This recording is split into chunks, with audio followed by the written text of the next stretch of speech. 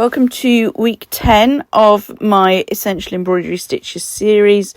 This week we are looking at Fishbone stitch. This is an open variation of Fishbone. We can also work this in a closed fashion, and we can also work it in a padded style, but I've just worked this one in an open formation and it's going into one of my little ovals. However, once it was finished, I spent a week pondering and I didn't like how open it was. So I've come back and I've filmed a second half.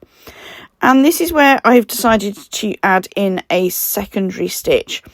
Personally, I find open Fishbone a tad boring. It doesn't interest me that much.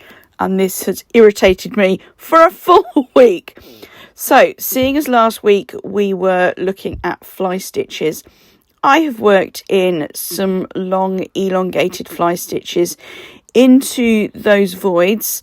Technically, this is now a composite stitch because I have mixed two different stitches together.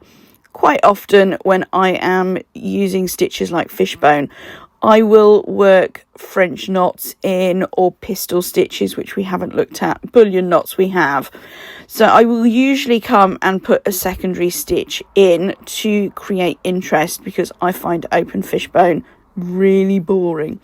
Love it as a closed stitch. The closed stitch is happening for the Essential Embroidery Stitch Society. You guys have got this open variation with added fly stitches. Enjoy.